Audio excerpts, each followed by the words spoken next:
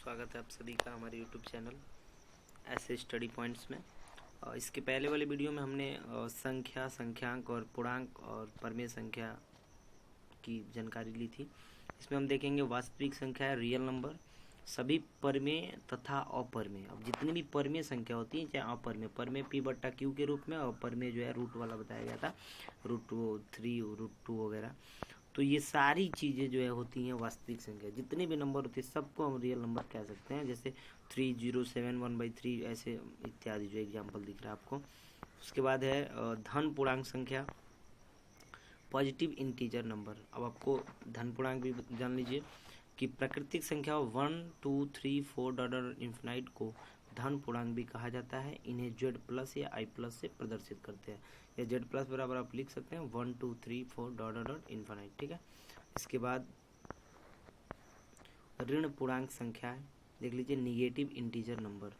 ऋण चिन्ह युक्त प्राकृतिक संख्या यानी कि जो भी नेचुरल नंबर है उसमें अगर जो ऋण चिन्ह लगा है इन्फिनाइट तक है वो, उसको हम ऋण पूर्णांक कहते हैं। ठीक है।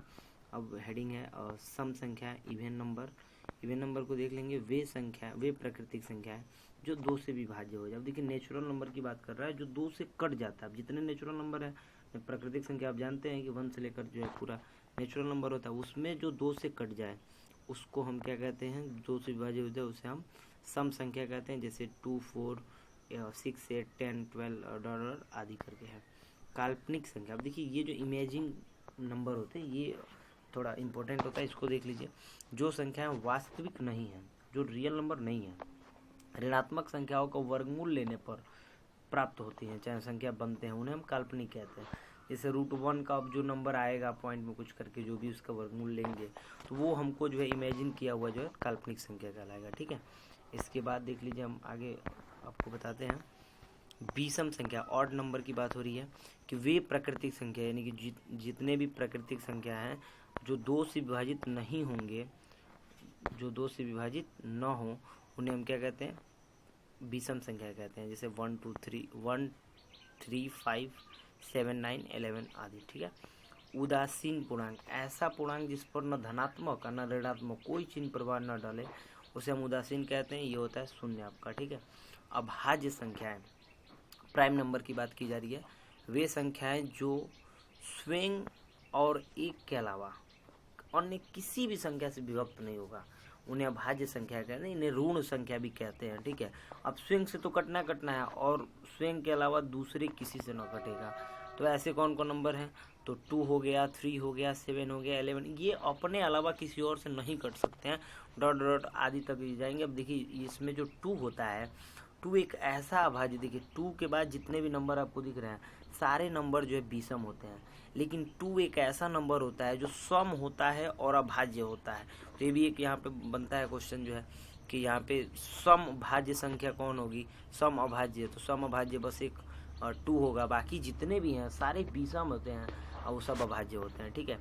अब देखिए लिखा हुआ है, नोट करके लिखवाया गया है कि 1 न तो अभाज्य संख्या है और ना ही भाज्य संख्या है। 1 क्योंकि 1 से सभी कट सकते हैं और 1 अपने आप से भी कट सकता है, इसलिए। ठीक है।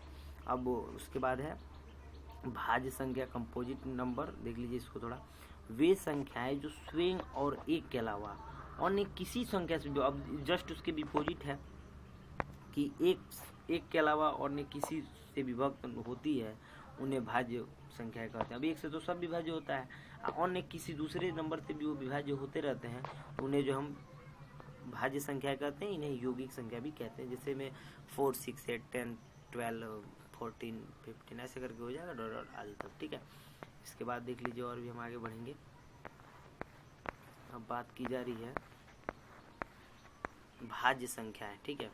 अब भाज्य संख्या है जब 2 या 2 से अधिक संख्याओं में कोई भी उभयनिष्ठ गुणनखंड न हो, चाहे जिसका मौसा 1 हो, वे एक साथ अभाज्य संख्याएं कहलाती हैं। ठीक है। जैसे 4 और 9 हो गया, इन दोनों का जो है मौसा जो है देखिएगा तो 1 1 मिल सकता है, बाकी दूसरा कुछ नहीं मिल सकता है।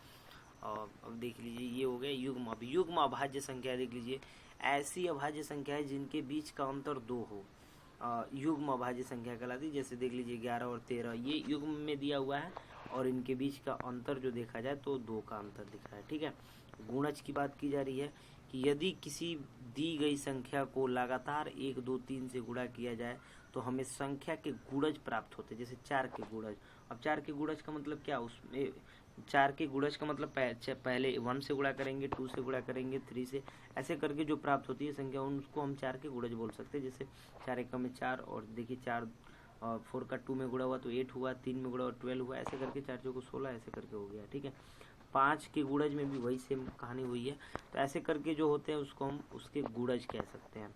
नोट बताया जा रहा है आपको, देख लीजिए इसमें कि जब 2 या 2 से अधिक संख्याओं को गुणा करते हैं तो हमें गुणनफल प्राप्त होता है। इस गुणनफल को गुणा की गई संख्याओं में से प्रत्येक का गुणज कहते हैं। यह दी गई संख्याओं का सार्वगुणज होता है। जैसे 24 है तो 5 × 4, तो दोनों का गुणज 20 ही है, अतः यह सार्वगुणज या समपर्त्य कहलाता है। ठीक है, अब एग्जाम्पल भी देख लीजिए, कह रहा है कि 14 और 18 का 10वां गुणज क्या होगा। तो 14 का 10वां गुणज निकालना होगा तो हम 14 में 10 का मल्टीप्लाई करा देंगे, 140 हो जाएगा। और 18 का निकालना होगा तो 18 × 10 यानी ये हो गया 180 हो गया। ठीक है, तो ये जो भी गुणज पूछेगा उसका बस गुणा कराना होता है, बाकी कोई खास नहीं। अभी इसके आगे वीडियो में देख लीजिए। अभी चलिए वीडियो यहीं पे रोकते हैं, अगले वीडियो में, इसके बाद वाले वीडियो में हम लोग जो है ये जोड़ का तत्सम, गुणा का तत्सम, ये सब पढ़ेंगे। ओके, ठीक है।